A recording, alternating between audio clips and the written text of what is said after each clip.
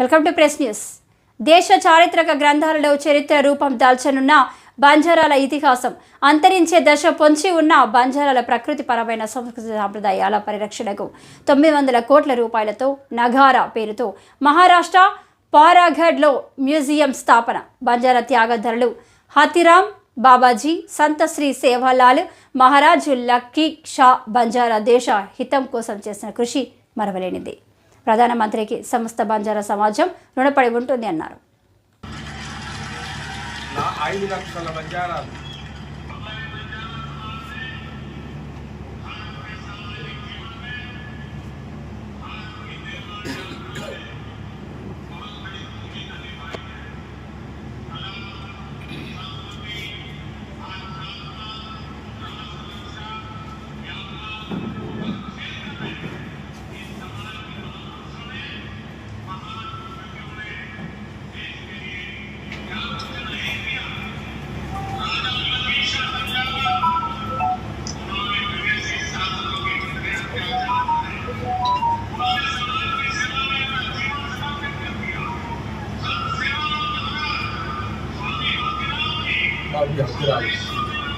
అంటే ఇదేదో నేను కాదు, ఆ రోజున ప్రధానమంత్రి గారు ఈ విధంగా మా ఇతిహాసాన్ని ఒక చరిత్ర రూపంలో రావడానికి రేపు నర్సంపేటలో పెద్ద ఎత్తున వారికి పాలాభిషేకం చేయాలన్నది ఈ సమావేశం యొక్క ఉద్దేశం. అందుకోసం ఉమ్మడి జిల్లాలో ఉండేటువంటి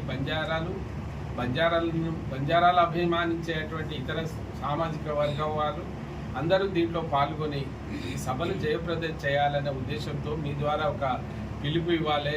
మా చరిత్ర కనుమరుగైపోతూ ఉంది, సంస్కృతి కనుమరుగైపోతుంది, మా మీద అనేక అనుమానాలు ఉన్నాయి. ఆ అనుమానాలు ప్రధానమంత్రి గారు రేపు తీసుకునబోయే చర్య, ఒక మెడికల్ కాలేజీ, ఒక ఇంజనీరింగ్ కాలేజీ కూడా సంత సేవాలాల్ మహారాజ్ పేరు మీద, ఇదంటే సభలో చెప్పలేదు కానీ మేము అక్కడ ఆఫ్ ది రికార్డుగా మాతో మాట్లాడుతూ కొన్ని ఆలోచనలు నాకు ఉన్నాయని ఒక 10 నిమిషాలు టైం తీసుకొని మోడీ గారు మాట్లాడడం జరిగింది. మరి మిత్రులారా, ఎన్నో సంవత్సరాల నుంచి మీకు చెప్తా వస్తూ ఉన్నాను, నేను ఒక ప్రజాప్రతినిధిగా ఒక కులం గురించి మాట్లాడవద్దు అనేది నాకు తెలుసు.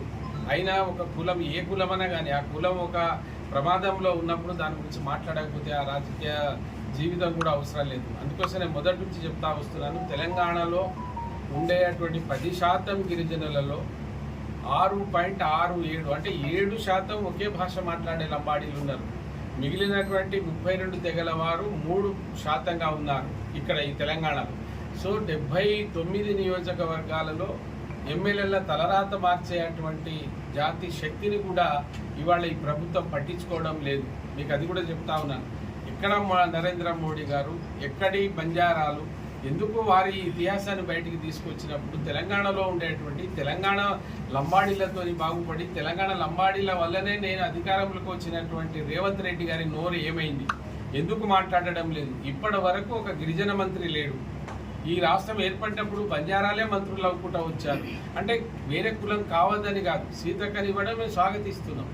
మీరు 10% ఉన్నటువంటి గిరిజనులకు 2 మంత్రులు ఇవ్వడానికి మీకు ఎందుకు ఆ కడుపు మంట? 1-2% ఉన్నటువంటి వాళ్ళు మీరు 5 కావచ్చు, 10 మంది కావచ్చు. ఏం వివక్ష ఇది రేవంత్ రెడ్డి గారు? మీ ప్రభుత్వం ఏమైనా ఉంటుంది అనుకుంటున్నావా? ఇటువంటి చేష్టలు చేస్తే మీ ప్రభుత్వానికి పుట్టగతులు ఉండవు. మోడీ గారు ఇవాళ మమ్మల్ని దేశవ్యాప్తంగా ఉన్న బంజారాల మనోధైర్యాన్ని పెంచిండు, మా ఆత్మగౌరవాన్ని పెంచిండు, మమ్మల్ని గుర్తించిండు. మీరు కూడా తెలంగాణలో ఉండేటువంటి ఈ 33 తెగల గిరిజనుల యొక్క భవిష్యత్తు ఏందో ఒకసారి ఆలోచించాలని తెలియజేస్తూ, రేపు పెద్ద ఎత్తున ఇక్కడ జరిగేటువంటి మరి ఇక్కడ అంబేద్కర్ సెంటరా లేదా మరి బస్ స్టాండా, అది ఆలోచించి మీకు మళ్ళీ మీడియాలో పెడతా. 2 చోట్ల మా డ్రెస్లో కూడా మా కమ్యూనిటీ వాళ్ళు వాలంటరీగా ఉత్సాహంగా వస్తున్నారు. డ్రెస్లోనే రమ్మని పిలిచాం వాళ్ళను. దయచేసి మీ మీడియా ద్వారా ఇది కొంచెం పెద్ద ఎత్తున రాష్ట్ర స్థాయికి వెళ్ళేటట్టు, రాష్ట్ర స్థాయిలో ఉన్నటువంటి నాయకులు, ముఖ్యంగా బీపీ పాటిల్, మన ఈటల ఉద్యమ కెరటం ఈటల రాజేందర్, పోతే ఖమ్మం జిల్లాకు సంబంధించినటువంటి ఖమ్మం అభ్యర్థి ఆరూరు రమేష్ గారు, ఎవరైతే మేము పోటీ చేసినటువంటి వాళ్ళం, ఈ ప్రాంతం వాళ్ళమంతా రేపు మోడీ గారికి పాలాభిషేకంతో మా కృతజ్ఞతలు తెలియజేయడానికే ఈ కార్యక్రమం పెట్టుకున్నామని మీకు తెలియజేస్తాం. మండల పార్టీ అధ్యక్షులు మరియు కౌన్సిలర్లు, పట్టణ కౌన్సిలర్లు మరియు యువ మోర్చా నాయకులు, వివిధ మోర్చా నాయకులందరికీ కూడా నమస్కారం. ఈనాడు మన ప్రియతమ నాయకులు నరేంద్ర మోడీ గారు అన్ని కులాలకు అంత్యోదయ్ అంటే చిట్ట చివరి వ్యక్తి వరకు కూడా ప్రభుత్వ ఫలకాలన్నీ కూడా ప్రతిఫలాలన్నీ కూడా అందాలని, మరియు ప్రతి జాతికి సంబంధించిన వ్యక్తులందరికీ కూడా న్యాయం జరగాలని, అన్ని కులాల కోసం సమానంగా చూసుకుంటూ వాళ్ళకి సమపాలలో కూడా రాజకీయంగా కూడా అవకాశాలు కల్పించుకుంటూ ఈనాడు అన్ని కులాలను అన్ని వర్గాలకు చెందిన ప్రజలకు కూడా సమన్యాయం చేసుకుంటూ అందరి కులాలను కూడా ముందుకు తీసుకురావడం జరుగుతుంది. ఈనాడు సీతారాం నాయక్ గారు ఇక్కడ అంతకుముందు 5 సంవత్సరాలు ఎంపీగా చేసినప్పుడు కూడా వాళ్ళ జాతి కోసం ఈనాడు వివిధ పార్టీలలో చూసిన నాయకులు ఏది బంజారా జాతికి సంబంధించిన నాయకులు ఎవరు కూడా మా నాయకుడు అజ్మీరా సీతారాం నాయక్ గారు కొట్లాడినట్టు వాళ్ళ జాతి కోసం కొట్లాడలేరు.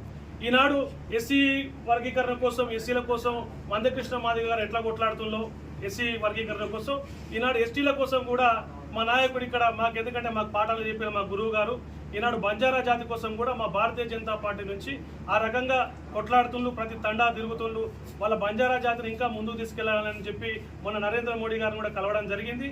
వివిధ రకాలైన ఆలోచనలు ఉన్న అజ్మీరా సీతారాం నాయక్ గారు తన ఎక్స్పీరియన్స్ అంతా కూడా కూడగట్టుకొని బంజారా జాతికి న్యాయం ఎలా చేకూర్చాలని చెప్పి అన్ని కార్యక్రమాలు రూపొందించడం జరుగుతుంది.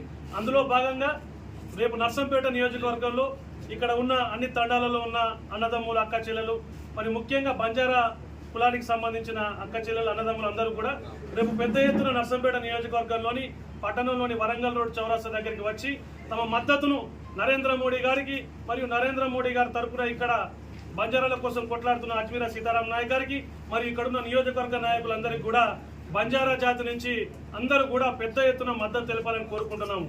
ఇంకా కుల సంఘాల భవనాలు మరియు ఇంకా కూడా ఉన్న 900 కోట్లు పెట్టి ఒక మ్యూజియం టైప్ ఏర్పాటు చేసి ఆ బంజారా జాతికి సంబంధించిన నాయకులు, సంఘ్ సేవాలాల్ గారి గురించి కానీ, మిగతా పెద్ద వాళ్ళ దేవతల గురించి కానీ, వాళ్ళ నాయకుల గురించి కానీ ముందుకు తీసుకురావాలని చెప్పి నరేంద్ర మోడీ గారు అహర్నిశలు కృషి చేస్తున్నారు. సో మన నర్సంపేట నియోజకవర్గంలో ఉన్న బంజారా సోదరులందరూ కూడా ఈ వేదికగా తెలియజేస్తున్నాము. భారతీయ జనతా పార్టీ మన బంజారా సోదరులకు అందరికీ కూడా అనునిత్యం అండగా ఉంటుందని తెలియజేస్తున్నాం. రేపు నర్సంపేటలో జరగబోయే కార్యక్రమానికి యువకులు అందరూ కూడా పెద్ద ఎత్తున వచ్చి అజ్మీరా సీతారాం నాయక్ గారి ఆధ్వర్యంలో జరగబోతున్న మోడీ గారికి జరగబోతున్న పాలాభిషేకం కార్యక్రమానికి అందరూ విచ్చేసి ఆ కార్యక్రమాన్ని విజయవంతం చేయాల్సిందిగా కోరుకుంటున్నాము. మరియు ఇక్కడికి వచ్చిన ప్రింట్ అండ్ ఎలక్ట్రానిక్ మీడియా సోదరులకు మరియు నర్సంపేట నియోజకవర్గ సోదరులందరికీ కూడా సద్దుల బతుకమ్మ, దసరా, దివాళీ శుభాకాంక్షలు తెలియజేసుకుంటున్నాము. ధన్యవాదాలు. నియోజకవర్గం కారణమైంది. నిన్న నేను పోటీ చేసినటువంటి నియోజకవర్గం అన్ని నా 7 నియోజకవర్గాల్లో మొదటి స్థానం ఇచ్చినటువంటిది ఇదే. ఇక్కడనే ఒక 30-35 వేల మంది ఒకే వేష భాష భూషణ కలిగినటువంటి బంజారాలు ఉన్నారు.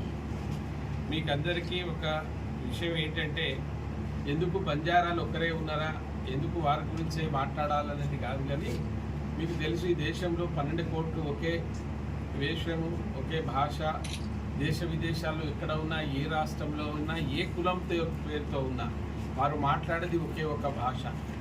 75 సంవత్సరాలు స్వతంత్రం సంతరించుకున్నటువంటి భారతదేశంలో ఇప్పటివరకు ఏ ప్రధానమంత్రి ఈ జాతి గురించి మాట్లాడలేదు, ఈ జాతి పడుతున్నటువంటి అవస్థలు మాట్లాడలేదు. మేము మాట్లాడేటువంటి భాషకు లిపి లేక, అది ఇతరులకు మీలాంటి వాళ్ళకు కూడా అర్థం కాక అది చరిత్ర రూపం దాల్చలేదు.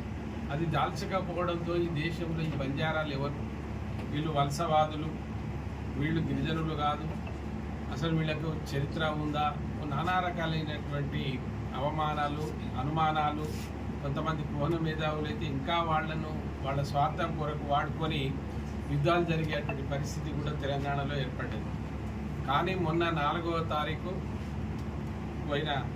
గడిచిన 4వ తేదీ నాడు దేశ ప్రధానమంత్రి నరేంద్ర మోడీ గారు మహారాష్ట్రలోని వాసిం జిల్లా పౌరాగఢ్ తాలూకా పౌరాదేవి లోపల సంత్ శ్రీ శివలాల్ మహారాజ్, మేరామయాడి అంటే జగదాంబ, వాళ్ళిద్దరి ఒక దేవాలయాన్ని ఆ ప్రదేశంలో బహుశా ఇప్పటివరకు ఏ ప్రధానమంత్రి మాట్లాడని బంజారాల మాట వారి నోట రావడం, రెండవది ఏ ప్రధాని ఆ గుడిని కానీ ఆ ప్రాంతాన్ని కానీ లక్షల మంది ఆరాధిస్తున్నటువంటి ఆ దేవతలను చూసిన వాళ్ళు లేరు.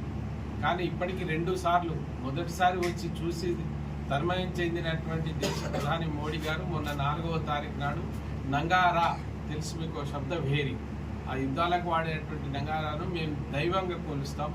ఆ నంగారా పేరుతోటి నంగారా భవనం అనేటువంటి భవనాన్ని 900 కోట్ల రూపాయలతో నిర్మించినటువంటి మోడీ గారికి యావత్ భారతదేశంలో ఉండేటువంటి విదేశాల్లో ఉండేటువంటి ఈ బంజారా తరఫున వారికి హృదయపూర్వక ధన్యవాదాలు, కృతజ్ఞతలు తెలియజేస్తున్నాం మిత్రులారా. మరి దేనికి కారణం, ఈ దేశంలో ఉండేటువంటి రాష్ట్రాలలో ఎక్కడైతే ఈ సంస్కృతి సంప్రదాయాలు కనుమరుగయ్యే ప్రమాదం ఉంది, ఉండడానికి కారణమేది, భాష గుర్తించబడలేదు. ఈ ఆధునిక యుగంలో బ్రతుకు తెరువు వరకు దండాలు ఇచ్చి పట్టణాల్లో వెళ్ళిపోతూ ఉన్నారు. ఎక్కడ చూసినా వాళ్లకు సరి అయినటువంటి ఆదరణ లభించలేదు. కానీ ఒక ఆదరణ, ఒక భరోసా, ఒక ధైర్యం కలిగించి మోడీ గారు బంజారాల ఆత్మగౌరవానికి ప్రతీకగా మా ఇతిహాసాన్ని వారి నోట మాటగా రేపు చరిత్రలో కూడా చరిత్రగా మారబోతున్నందుకు చాలా సంతోషంగా ఉంది. మరి ఆ సందర్భంగా మా సంస్కృతిని కాపాడడం, మా శివలాల్ మహారాజ్ జయంతిని అధికారికంగా చేయమని మేము కోరడం, మరి ఇవన్నీ ఒక ప్రధానమంత్రిగా ఎన్ని కులాలు మతాలు ఉన్నా ప్రత్యేకంగా ఒక సంబంధించినటువంటి ఒక సంస్కృతి సంప్రదాయాలు, సామాజిక ఆర్థిక పరిస్థితుల మీద వారు అధ్యయనం చేసి ఇవాళ వాస్తవానికి చెప్పాలంటే నేను చెప్పిందే నిజమైందని నేను గర్వపడతా ఉన్నాను. నేనంటే నా జాతి మొత్తం మేమంతా మొదటి నుంచి అనుకున్నాం. తిరుపతిలో ఉన్న హాతిరాం బాబా బంజారా అంటే ఎవరు నమ్మలేదు. ఇప్పటికీ కూడా మా మీద మొన్నటి వరకు షరతులు అక్కడ ఉండేటువంటి మఠాన్ని మూసేసేటువంటి ప్రయత్నం జరిగింది. ఇక్కడ నడియాడినటువంటి సేవాలాల్ మీద అపవాదాలు ఉండే. లక్కీసా బంజారా ప్రదేశంలో ఎక్కడైతే పార్లమెంట్ కడుతున్నారో అది మాది కాదన్నారు. కానీ ఒక దేశ ప్రధాని నోట వీళ్ళంతా బంజారాలే, ఏమీ చెయ్యలేదు ఈ బంజారాలు దేశంలో